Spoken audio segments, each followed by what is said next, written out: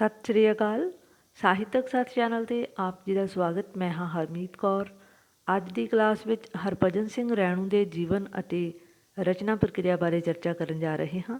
So channel 'ਤੇ ਨਵੇਂ ਜੁੜੇ ਵਿਦਿਆਰਥੀ ਚੈਨਲ ਨੂੰ ਸਬਸਕ੍ਰਾਈਬ ਕਰਨ ਦੇ ਨਾਲ ਬੈਲ ਦਾ ਬਟਨ ਵੀ ਦਬਾ ਸਕਦੇ ਹੋ, ਤਾਂ ਜੋ ਆਉਣ ਵਾਲੀਆਂ ਵੀਡੀਓਜ਼ ਤੁਹਾਡੇ ਤੱਕ ਸਮੇਂ ਸਿਰ ਪੁੱਜਦੀਆਂ ਰਹਿਣ। ਅਤੇ ਨਾਲ ਹੀ ਚੈਨਲ ਦੀ ਪਲੇਲਿਸਟ ਦੇ ਵਿੱਚ ਜਾ ਕੇ ਹੁਣ ਤੱਕ ਜਾਰੀ ਕੀਤੀਆਂ ਗਈਆਂ ਲੈਕਚਰ ਲੜੀਆਂ ਵੀ ਸੁਣ ਸਕਦੇ ਹੋ ਅਤੇ ਚੈਨਲ ਨੂੰ ਆਪਣੇ ਹੋਰ ਵਿਦਿਆਰਥੀ ਸਾਥੀਆਂ ਦੇ ਨਾਲ ਸਾਂਝਾ ਵੀ ਕਰਦੇ ਰਹਿਣਾ, ਤਾਂ ਜੋ ਵੱਧ ਤੋਂ ਵੱਧ ਵਿਦਿਆਰਥੀ ਇਸ ਚੈਨਲ ਦੇ ਨਾਲ ਜੁੜ ਕੇ ਆਪਣੀ ਪੜ੍ਹਾਈ ਨੂੰ ਸਮੇਂ ਸਿਰ ਪੂਰੀਆਂ ਕਰ ਸਕਣ। ਸੋ ਆਓ ਜੁੜਦੇ ਹਾਂ ਅੱਜ ਦੀ ਕਲਾਸ ਦੇ ਨਾਲ। ਮੈਂ ਕਦ ਕਿਹਾ ਹੈ ਮੇਰੇ ਨਾਲ ਤੁਰੋ ਬਣਾ ਕੇ ਕਾਫਲਾ, ਤੁਰ ਤਾਂ ਮੈਂ ਹੀ ਪਵਾਂਗਾ ਤੁਹਾਡੇ ਨਾਲ, ਪਰ ਇਹ ਤਾਂ ਦੱਸੋ ਕਿ ਤੁਸਾਂ ਹਨੇਰਾ ਚੀਰ ਕੇ ਪਾਰ ਕਰਨਾ ਹੈ ਜਾਂ ਹਨੇਰੇ ਵੱਲ ਹੀ ਜਾਣਾ ਹੈ। ਜਿਹੀਆਂ ਭਾਵਪੂਰਤ ਕਵਿਤਾਵਾਂ ਦੇ ਸ਼ਾਇਰ ਹਰਭਜਨ ਸਿੰਘ ਰੈਣੂ ਦਾ ਜਨਮ 7 ਮਈ 1941 ਈਸਵੀ ਨੂੰ ਪਿੰਡ ਅੜਜਾਦਾ, ਜੋ ਕਿ ਤਹਿਸੀਲ ਨਾਰੋਵਾਲ ਵਿਖੇ ਪੈਂਦਾ ਹੈ, ਜ਼ਿਲ੍ਹਾ ਸਿਆਲਕੋਟ ਦੇ ਅੰਦਰ ਆਉਂਦਾ ਹੈ, ਅੱਜ ਕੱਲ੍ਹ ਪਾਕਿਸਤਾਨ ਦੇ ਵਿੱਚ ਹੈ, ਵਿਖੇ ਹੋਇਆ। ਇਹਨਾਂ ਦੇ ਪਿਤਾ ਸਰਦਾਰ ਸਾਧੂ ਸਿੰਘ ਸਨ। ਮਾਤਾ ਇਹਨਾਂ ਦੇ, ਜਦੋਂ ਹਰਭਜਨ ਸਿੰਘ ਰੈਣੂ ਦੀ ਉਮਰ 1 ਮਹੀਨੇ ਦੀ ਸੀ, ਇਹਨਾਂ ਦੇ ਮਾਤਾ ਅਕਾਲ ਚਲਾਣਾ ਕਰ ਗਏ ਔਰ ਇਹਨਾਂ ਦਾ ਪਾਲਣ ਪੋਸ਼ਣ ਇਹਨਾਂ ਦੇ ਦਾਦੀ ਜੀ ਨੇ ਹੀ ਕੀਤਾ। ਇਹਨਾਂ ਦੇ ਪਰਿਵਾਰ ਦੇ ਵਿੱਚ ਜੋ ਹੈ ਇਹਨਾਂ ਦੇ ਪਿਤਾ ਅਤੇ ਚਾਚਾ ਪਿਆਰਾ ਸਿੰਘ, ਜੋ ਕਿ ਸਾਹਿਤ ਰਸੀਏ ਸਨ, ਦਾ ਪ੍ਰਭਾਵ ਇਹਨਾਂ ਦੀ ਜ਼ਿੰਦਗੀ ਦੇ ਉੱਤੇ ਪੈਂਦਾ ਰਿਹਾ। ਸਿੱਖਿਆ ਜੋ ਹੈ ਇਹਨਾਂ ਨੇ 10ਵੀਂ ਤੱਕ ਦੀ ਹੀ ਹਾਸਿਲ ਕੀਤੀ ਪੰਜਾਬ ਯੂਨੀਵਰਸਿਟੀ ਚੰਡੀਗੜ੍ਹ ਤੋਂ 1960 ਦੇ ਵਿੱਚ, ਔਰ ਇਹ ਪ੍ਰਾਈਵੇਟ ਸਿੱਖਿਆ ਇਹਨਾਂ ਨੇ ਗ੍ਰਹਿਣ ਕੀਤੀ ਸੀ। ਗਿਆਨੀ ਦੇ ਵੀ ਪੇਪਰ ਦਿੱਤੇ, ਪਰ ਉਸ ਪੜ੍ਹਾਈ ਨੂੰ ਇਹ ਸਿਰੇ ਨਹੀਂ ਚੜ੍ਹਾ ਸਕੇ। ਇਹਨਾਂ ਦੇ ਪਰਿਵਾਰ ਦੇ ਵਿੱਚ ਇਹਨਾਂ ਦੀ ਪਤਨੀ ਸ਼ਿੰਦਰ ਕੌਰ, ਜਿਸ ਦਾ ਕਿ 2008 ਦੇ ਵਿੱਚ ਦੇਹਾਂਤ ਹੋ ਗਿਆ ਸੀ, 3 ਧੀਆਂ ਅਤੇ 2 ਪੁੱਤਰ ਰਵਿੰਦਰ ਸਿੰਘ ਅਤੇ ਸੁਰਜੀਤ ਸਿੰਘ ਰੈਣੂ ਹਨ। ਇਹਨਾਂ ਦਾ ਪਰਿਵਾਰ ਅੱਜ ਕੱਲ੍ਹ ਸਿਰਸਾ ਵਿਖੇ ਰਹਿ ਰਿਹਾ ਹੈ। ਔਰ ਕਿੱਤੇ ਵਜੋਂ ਹਰਭਜਨ ਸਿੰਘ ਰੈਣੂ ਜੋ ਹਨ, ਇਹਨਾਂ ਦਾ ਮੁੱਖ ਕਿੱਤਾ ਕਿਉਂਕਿ ਤਰਖਾਣਾ ਪਰਿਵਾਰ ਦੇ ਨਾਲ ਸੰਬੰਧਿਤ ਸਨ। ਸ਼ੁਰੂ ਤੋਂ ਇਹਨਾਂ ਦਾ ਪਰਿਵਾਰ ਜੋ ਸੀ ਤਰਖਾਣੇ ਨਿੱਕੇ ਮੋਟੇ ਕੰਮ ਕਰਦਿਆਂ ਹੌਲੀ ਹੌਲੀ ਟਰੈਕਟਰ ਟਰਾਲੀਆਂ ਦੀ ਮੁਰੰਮਤ ਤੋਂ ਬਾਅਦ ਜੋ ਹੈ ਬੰਦੂਕਾਂ ਦੀ ਮੁਰੰਮਤ ਕਰਨ ਦਾ ਇਹਨਾਂ ਦਾ ਜੋ ਕਾਰ ਵਿਹਾਰ ਹੈ, ਔਰ ਇੱਕ ਸਾਹਿਤ ਰਸੀਏ ਪਾਠਕ ਦੇ ਨਾਲ ਲੇਖਨ ਦੇ ਵਿੱਚ, ਪੰਜਾਬੀ ਸਾਹਿਤ ਦੇ ਵਿੱਚ ਇਹਨਾਂ ਦਾ ਉੱਘਾ ਯੋਗਦਾਨ ਰਿਹਾ ਹੈ। ਔਰ 3 ਜੂਨ 2012 ਈਸਵੀ ਨੂੰ ਹਰਭਜਨ ਸਿੰਘ ਰੈਣੂ ਜੋ ਹੈ ਅਕਾਲ ਚਲਾਣਾ ਕਰ ਜਾਂਦੇ ਹਨ। ਰੈਣੂ ਨੇ ਪੰਜਾਬੀ ਸਾਹਿਤ ਦੀ ਝੋਲੀ ਦੇ ਵਿੱਚ 7 ਕਾਵਿ ਪੁਸਤਕਾਂ ਪਾਈਆਂ। ਇਹਨਾਂ ਨੇ ਆਪਣੀ ਉਮਰ ਦੇ ਵਿੱਚ ਜੋ ਹੈ, ਲੰਬੀ ਉਮਰ ਦੇ ਵਿੱਚ, ਹਾਲਾਂਕਿ ਇਹਨਾਂ ਨੇ 1959-60 ਦੇ ਕਰੀਬ ਜੋ ਹੈ ਲਿਖਣਾ ਸ਼ੁਰੂ ਕਰ ਦਿੱਤਾ ਸੀ, ਪਰ ਇਹਨਾਂ ਦਾ ਪਹਿਲਾ ਕਾਵਿ ਸੰਗ੍ਰਹਿ ਭੁੱਖ 1970 ਈਸਵੀ ਦੇ ਵਿੱਚ ਆਉਂਦਾ ਹੈ। ਔਰ ਭੁੱਖ ਕਾਵਿ ਸੰਗ੍ਰਹਿ ਦੇ ਵਿੱਚ ਇਹਨਾਂ ਨੇ ਅਸਲ ਦੇ ਵਿੱਚ ਆਪਣੇ ਵਰਗੀਆਂ ਭੁੱਖੀਆਂ ਰੂਹਾਂ ਨੂੰ ਹੀ ਸਮਰਪਿਤ ਕਰਦਿਆਂ ਹੋਇਆਂ ਉਹਨਾਂ ਲੋਕਾਂ ਦੇ ਭੁੱਖ ਦੀ, ਉਹਨਾਂ ਦੇ ਦੁੱਖ ਦੀ ਬਾਤ ਪਾਈ ਹੈ। ਇਹਨਾਂ ਨੇ ਆਪਣੀ ਜੋ ਹੈ ਤਾਉਮਰ ਲੇਖਨ ਪ੍ਰਕਿਰਿਆ ਜਾਰੀ ਰੱਖੀ, ਪਰ ਬਹੁਤਾ ਲਿਖਣ ਨਾਲੋਂ ਇਹ ਥੋੜ੍ਹਾ ਲਿਖਣਾ ਅਤੇ ਮਿਆਰੀ ਲਿਖਣਾ ਦੇ ਵਿੱਚ ਯਕੀਨ ਰੱਖਦੇ ਸਨ। ਅਗਨ ਪੰਖੇਰੂ ਇਹਨਾਂ ਦਾ ਕਾਵਿ ਸੰਗ੍ਰਹਿ 1975 ਦੇ ਵਿੱਚ ਪ੍ਰਕਾਸ਼ਿਤ ਹੁੰਦਾ ਹੈ। ਉਸ ਤੋਂ ਬਾਅਦ ਮਸਤਕ ਅੰਦਰ ਸੂਰਜ 1982 ਦੇ ਵਿੱਚ, ਐਂਟੀਨੇ 'ਤੇ ਬੈਠੀ ਸੋਨ ਚੁੜੀ 1999 ਦੇ ਵਿੱਚ ਪ੍ਰਕਾਸ਼ਿਤ ਹੁੰਦਾ ਹੈ। ਸੁਕਰਾਤ ਨੂੰ ਮਿਲਣ ਜਾਣਾ 2006 ਦੇ ਵਿੱਚ, ਭੂਮਿਕਾ ਤੋਂ ਬਗੈਰ 2007 ਅਤੇ ਮੇਰੇ ਹਿੱਸੇ ਦੇ ਵਰਕੇ 2011 ਦੇ ਵਿੱਚ ਪ੍ਰਕਾਸ਼ਿਤ ਹੁੰਦਾ ਹੈ। ਅਗਨ ਪੰਖੇਰੂ, ਮਸਤਕ ਅੰਦਰ ਸੂਰਜ ਅਤੇ ਐਂਟੀਨੇ 'ਤੇ ਬੈਠੀ ਸੋਨ ਚਿੜੀ ਜੋ ਹਾਈਲਾਈਟਡ ਕਾਵਿ ਸੰਗ੍ਰਹਿ ਹਨ, ਇਹਨਾਂ ਨੂੰ ਹਰਿਆਣਾ ਪੰਜਾਬੀ ਸਾਹਿਤ ਅਕਾਦਮੀ ਦੁਆਰਾ ਸਨਮਾਨਿਤ ਕੀਤਾ ਗਿਆ ਸੀ। ਸੰਪਾਦਨ ਵੀ ਇਹ ਕਰਦੇ ਰਹੇ, ਜੋ ਕਿ ਇਹਨਾਂ ਨੇ ਸਿਰਸਾ ਤੋਂ ਹੀ ਇੱਕ ਮਾਸਿਕ ਪੱਤਰ ਚਿੱਟੇ ਕਾਨ ਨਾਮ ਦਾ ਜਾਰੀ ਕੀਤਾ। ਸਹਿ ਸੰਪਾਦਕ ਇਹ ਸੂਲਸਰਾਹੀ ਦੇ ਰਹੇ ਅਤੇ ਆਕਾਸ਼ਵਾਣੀ ਰੋਹਤਕ ਅਤੇ ਆਕਾਸ਼ਵਾਣੀ ਸੂਰਤਗੜ੍ਹ ਤੋਂ ਇਹਨਾਂ ਦੀਆਂ ਜੋ ਰਚਨਾਵਾਂ ਦਾ ਪਾਠ ਹੁੰਦਾ ਰਿਹਾ। ਆਪਣੀ ਇਸ ਸਾਹਿਤਕ ਸਾਧਨਾ ਸਦਕਾ ਜਾਂ ਸਾਹਿਤਕ ਘਾਲਣਾ ਸਦਕਾ, ਭਾਵੇਂ ਇਹਨਾਂ ਨੇ ਜ਼ਿੰਦਗੀ ਦੇ ਵਿੱਚ ਥੋੜ੍ਹਾ ਲਿਖਿਆ ਹੈ ਪਰ ਮਿਆਰੀ ਲਿਖਿਆ ਹੈ, ਔਰ ਉਸ ਮਿਆਰ ਨੂੰ ਮੱਦੇਨਜ਼ਰ ਰੱਖਦਿਆਂ ਹੋਇਆਂ ਜੋ ਹੈ ਇਹਨਾਂ ਨੂੰ ਸਨਮਾਨ ਵੀ ਹਾਸਲ ਹੋਏ ਹਨ। ਹਰਿਆਣਾ ਪੰਜਾਬੀ ਸਾਹਿਤ ਅਕਾਦਮੀ ਵੱਲੋਂ, ਜਿਵੇਂ ਕਿ ਪਹਿਲਾਂ ਵੀ ਦੱਸਿਆ ਹੈ, ਅਗਨ ਪੰਖੇਰੂ ਕਾਵਿ ਸੰਗ੍ਰਹਿ, ਮਸਤਕ ਅੰਦਰ ਸੂਰਜ ਤੇ ਐਂਟੀਨੇ 'ਤੇ ਬੈਠੀ ਸੋਨ ਚਿੜੀ ਨੂੰ ਸਨਮਾਨਿਤ ਕੀਤਾ ਗਿਆ ਪੁਸਤਕਾਂ ਨੂੰ, ਔਰ ਮਹਾਕਵੀ ਭਾਈ ਸੰਤੋਖ ਸਿੰਘ ਪੁਰਸਕਾਰ ਇਹਨਾਂ ਨੂੰ 2003 ਦੇ ਵਿੱਚ ਹਾਸਿਲ ਹੋਇਆ, ਅਤੇ ਹਰਿਆਣਾ ਗੌਰਵ ਪੁਰਸਕਾਰ ਮਰਨ ਉਪਰੰਤ ਹਰਿਆਣਾ ਪੰਜਾਬੀ ਸਾਹਿਤ ਅਕਾਦਮੀ ਵੱਲੋਂ ਭੇਟ ਕੀਤਾ ਗਿਆ। ਭਾਸ਼ਾ ਵਿਭਾਗ ਪੰਜਾਬ ਦੁਆਰਾ ਵੀ ਇਹ ਸਨਮਾਨਿਤ ਹੁੰਦੇ ਰਹੇ, ਔਰ ਹੋਰ ਵੀ ਬਹੁਤ ਸਾਰੀਆਂ ਸੰਸਥਾਵਾਂ ਜੋ ਸਿਰਸਾ, ਫਤਿਆਬਾਦ ਆਦਿ ਜ਼ਿਲ੍ਹਿਆਂ ਦੇ ਨਾਲ ਜੁੜੀਆਂ ਹੋਈਆਂ ਹਨ, ਦੁਆਰਾ ਇਹਨਾਂ ਨੂੰ ਸਨਮਾਨਿਤ ਕੀਤਾ ਜਾਂਦਾ ਰਿਹਾ। ਔਰ ਇਹਨਾਂ ਦਾ ਸਭ ਤੋਂ ਵੱਡਾ ਸਨਮਾਨ ਅਸਲ ਦੇ ਵਿੱਚ ਇਹਨਾਂ ਦੇ ਆਪਣੇ ਸ਼ਬਦਾਂ ਦੇ ਵਿੱਚ, ਕਿਉਂਕਿ ਜਦੋਂ ਪ੍ਰੋਫੈਸਰ ਮੋਹਨ ਸਿੰਘ ਸਿਰਸਾ ਦੀ ਧਰਤੀ ਦੇ ਵਿੱਚ ਆਏ ਤਾਂ ਗੌਰਮੈਂਟ ਨੈਸ਼ਨਲ ਕਾਲਜ ਦੇ ਵਿੱਚ ਇਹਨਾਂ ਨੇ ਪ੍ਰੋਫੈਸਰ ਮੋਹਨ ਸਿੰਘ ਨੂੰ ਆਪਣੀ ਇੱਕ ਰਚਨਾ ਕੌਣ ਹੱਸੇ ਹੁਣ ਹਾਸਾ ਸੁਣਾ ਕੇ ਕਾਫੀ ਜੋ ਹੈ ਹੱਲਾਸ਼ੇਰੀ ਜੋ ਹੈ ਪ੍ਰਾਪਤ ਕੀਤੀ।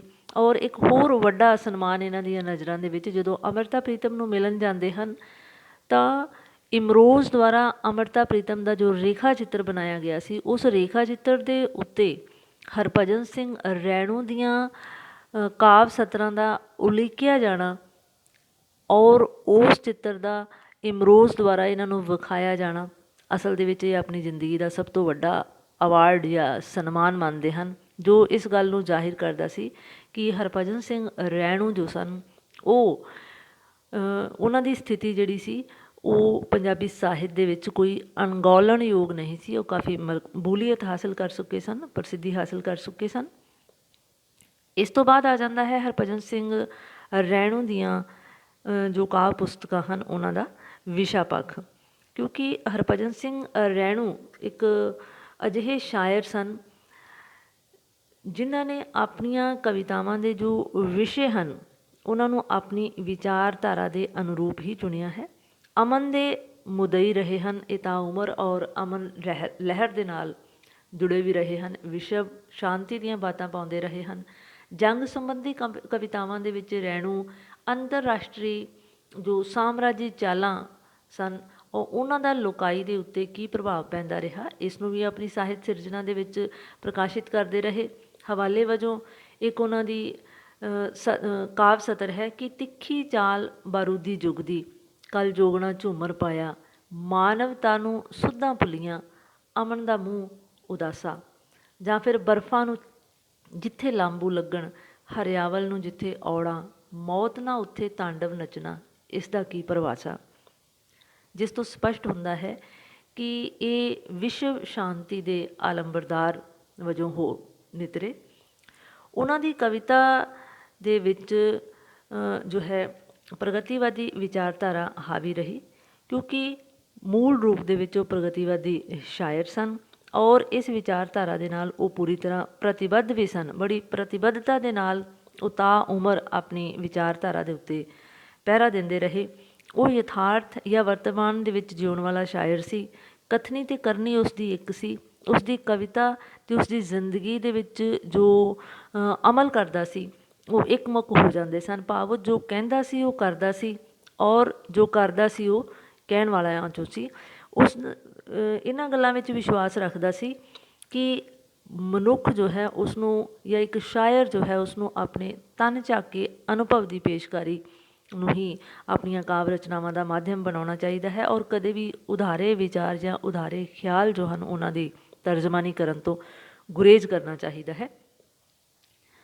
ਇਸ ਦੇ ਨਾਲ ਹੀ ਉਹਨਾਂ ਦੀਆਂ ਕਵਿਤਾਵਾਂ ਦੇ ਵਿੱਚ ਜੋ ਹੈ ਵਿਅੰਗਾਤਮਕਤਾ ਦਾ ਪੁੱਟ ਜਿਹੜਾ ਸੀ ਉਹ ਕਾਫੀ ਗਹਿਰਾ ਸੀ। ਜਿਵੇਂ ਉਹ ਲਿਖਦਾ ਹੈ ਕਿ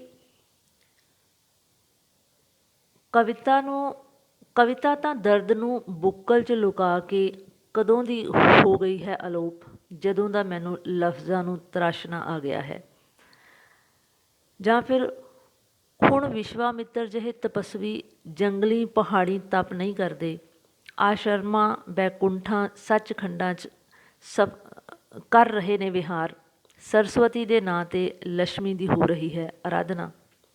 ਅਜਿਹੇ ਢੌਂਗੀਆਂ ਪ੍ਰਤੀ ਪਾਠਕ ਜਾਂ ਸਰੋਤੇ ਦੇ ਨਜ਼ਰੀਏ ਨੂੰ ਵੀ ਉਹ ਵਾਚਦਾ ਹੋਇਆ ਕਹਿੰਦਾ ਹੈ, ਤੇ ਅਸੀਂ ਮੁੰਦੇ ਨੇਤਰੀ ਲੀਲਾ ਰਾਸ ਦੀ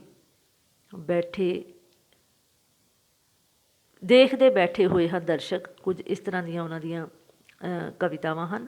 ਪ੍ਰਗਤੀਵਾਦੀ ਵਿਚਾਰਧਾਰਾ ਦਾ ਵੀ ਉਹ ਮੁਦਈ ਹੋਣ ਸਦਕਾ ਨਿਰੰਤਰ ਆਪਣੀਆਂ ਕਵਿਤਾਵਾਂ ਦੇ ਵਿੱਚ ਇਸ ਵਿਚਾਰਧਾਰਾ ਦੀ ਤਰਜਮਾਨੀ ਕਰਦਾ ਰਿਹਾ ਹੈ, ਔਰ ਉਸ ਦੀਆਂ ਕਵਿਤਾਵਾਂ ਜੋ ਹਨ ਉਹਨਾਂ ਦੇ ਵਿੱਚ ਬੌਧਿਕਤਾ ਦਾ ਅੰਸ਼ ਜੋ ਹੈ ਉਹ ਭਾਰੂ ਹੈ।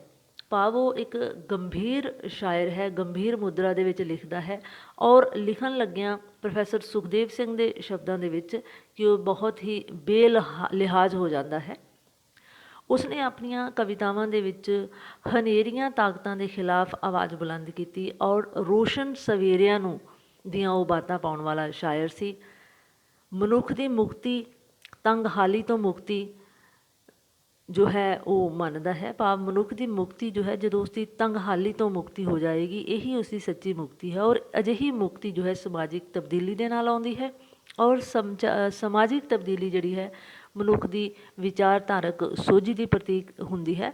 ਇਸੇ ਸਦਕਾ ਹੀ ਇਸ ਢੰਗ ਦੇ ਨਾਲ ਉਸ ਨੂੰ ਹਾਸਲ ਕੀਤਾ ਜਾ ਸਕਦਾ ਹੈ। ਤਾਂ ਉਮਰ ਅਮਨ ਦਾ ਅਲੰਬੜਦਾਰ ਰਹਿਣ ਵਾਲਾ ਸ਼ਾਇਰ ਰਿਹਾ ਹੈ, ਔਰ ਸਾਹਿਤਕ ਹਲਕਿਆਂ ਦੇ ਵਿੱਚ ਉਸ ਨੂੰ ਕਾਫੀ ਸਰਾਹਿਆ ਗਿਆ ਹੈ, ਸਲਾਹਿਆ ਗਿਆ ਹੈ।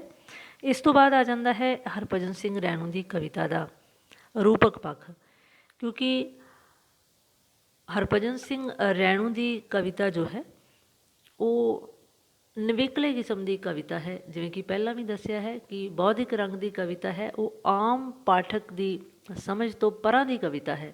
ਉਸ ਦੀ ਕਵਿਤਾ ਨੂੰ ਸਮਝਣ ਦੇ ਲਈ, ਕਿਉਂਕਿ ਉਸ ਦੇ ਪੱਧਰ ਤੱਕ ਪੁੱਜਣਾ ਬਹੁਤ ਜ਼ਰੂਰੀ ਹੁੰਦਾ ਹੈ। ਇਸ ਦਾ ਕਾਰਨ ਹੈ ਕਿ ਉਸਨੇ ਆਪਣੀਆਂ ਕਵਿਤਾਵਾਂ ਦੇ ਵਿੱਚ ਇਤਿਹਾਸਕ ਮਿਥਿਹਾਸਕ ਜੋ ਹਵਾਲੇ ਵਰਤੇ ਹਨ, ਪਰੰਪਰਾਵਾਂ ਦਾ ਖੰਡਨ ਕਰਦਾ ਹੈ, ਔਰ ਜੋ ਬਣੀਆਂ ਬਣਾਈਆਂ ਮਿੱਥਾਂ ਹਨ ਉਹਨਾਂ ਨੂੰ ਤੋੜਦਾ ਹੈ ਅਤੇ ਉਹਨਾਂ ਨੂੰ ਨਵੇਂ ਸੰਦਰਭ ਦੇ ਵਿੱਚ ਪੇਸ਼ ਕਰਨ ਦੀ ਕੋਸ਼ਿਸ਼ ਵੀ ਕਰਦਾ ਹੈ। ਇਸੇ ਸਦਕਾ ਉਸ ਦੀਆਂ ਜੋ ਕਾਵਿ ਰਚਨਾਵਾਂ ਹੁੰਦੀਆਂ ਹਨ ਉਹ ਸਧਾਰਨ ਪੱਧਰ ਦੇ ਪਾਠਕ ਦੀ ਪਹੁੰਚ ਤੋਂ ਦੂਰ ਰਹਿੰਦੀਆਂ ਹਨ।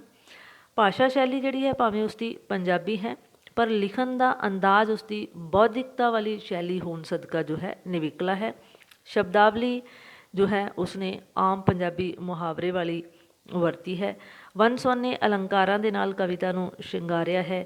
ਛੰਦ ਮੁਕਤ ਕਵਿਤਾਵਾਂ ਵੀ ਲਿਖੀਆਂ ਹਨ ਅਤੇ ਛੰਦ ਯੁਕਤ ਕਵਿਤਾਵਾਂ ਵੀ, ਕਿਉਂਕਿ ਗਜ਼ਲਾਂ ਜਿਹੜੀਆਂ ਹਨ ਉਹਨਾਂ ਦੇ ਵਿੱਚ ਛੰਦਬੱਧਤਾ ਦਾ ਹੋਣਾ ਜੋ ਹੈ ਕੁਦਰਤੀ ਹੈ ਕਿ ਜ਼ਰੂਰੀ ਹੋ ਜਾਂਦਾ ਹੈ, ਔਰ ਕਵਿਤਾ ਦੀ ਲਿਪੀ ਅਤੇ ਛੰਦ ਜੋ ਹੈ ਉਹ ਵੱਖਰੇ ਕਿਸਮ ਦੇ ਜਾਂ ਮੌਲਿਕ ਰੰਗਨ ਦੇ ਉਸਨੇ ਵਰਤੇ ਹਨ, ਔਰ ਉਸ ਦੀਆਂ ਕਵਿਤਾਵਾਂ ਜਾਂ ਕਾਵਿ ਪੁਸਤਕਾਂ ਦੇ ਨਾਮ ਵੀ ਜੋ ਹਨ ਉਹ ਬੇਹੱਦ ਪ੍ਰਤੀਕਾਤਮਕ ਹਨ। ਬਿੰਬ ਸੱਜਰੇ ਵਰਤੇ ਹਨ, ਔਰ ਪ੍ਰਤੀਕ ਨਵੇਂ ਘੜੇ ਹਨ, ਅਲੰਕਾਰ ਵੀ ਨਵੇਂ ਹਨ। ਭਾਵ ਉਹਨੀਆਂ ਕਵਿਤਾਵਾਂ ਨੂੰ ਪੜ੍ਹਦਿਆਂ ਹੋਇਆਂ ਮਨੁੱਖ ਦੇ ਦਿਮਾਗ ਦੀਆਂ ਜਿਹੜੀਆਂ ਬੂਹੇ ਬਾਰੀਆਂ ਹਨ ਉਹ ਖੁੱਲ੍ਹ ਜਾਂਦੀਆਂ ਹਨ। ਇਸ ਤਰ੍ਹਾਂ ਹਰਭਜਨ ਸਿੰਘ ਰੈਣੂ ਜੋ ਹੈ ਉਹ ਤਾਂ ਉਮਰ ਲਿਖਦਾ ਰਿਹਾ, ਆਪਣੀ ਵਿਚਾਰਧਾਰਕ ਪਕਿਆਈ, ਵਿਚਾਰਧਾਰਕ ਸੂਝ ਸਦਕਾ ਜੋ ਹੈ ਉਸਨੇ ਪੰਜਾਬੀ ਸਾਹਿਤ ਦੇ ਵਿੱਚ ਨਿਵੇਕਲਾ ਸਥਾਨ ਹਾਸਿਲ ਕੀਤਾ ਹੈ। ਸੋ ਉਮੀਦ ਹੈ ਕਿ ਵਿਦਿਆਰਥੀਆਂ ਨੂੰ ਹਰਭਜਨ ਸਿੰਘ ਰੈਣੂ ਦੇ ਬਾਰੇ ਇਹ ਚਰਚਾ ਜੋ ਹੈ ਇਹ ਕਾਫੀ ਪਸੰਦ ਵੀ ਆਏਗੀ ਔਰ ਲਾਹੇਵੰਦ ਵੀ ਹੋਏਗੀ। ਸੋ ਮਿਲਾਂਗੇ ਅਗਲੇ ਵੀਡੀਓ ਦੇ ਵਿੱਚ। ਵੇਖਦੇ ਰਹਿਣਾ ਇਸ ਵੀਡੀਓ ਨੂੰ। ਜੇਕਰ ਕਿਸੇ ਤਰ੍ਹਾਂ ਦੀ ਕੋਈ ਜਿਗਿਆਸਾ ਹੋਵੇ ਤਾਂ ਕਮੈਂਟ ਬਾਕਸ ਦੇ ਵਿੱਚ ਜਾ ਕੇ ਆਪਣਾ ਕਮੈਂਟ ਵੀ ਐਡ ਕਰ ਸਕਦੇ ਹੋ। ਮਿਲਦੇ ਹਾਂ ਅਗਲੇ ਵੀਡੀਓ ਦੇ ਵਿੱਚ। ਤਦ ਤੱਕ ਲਈ ਇਜਾਜ਼ਤ। ਧੰਨਵਾਦ।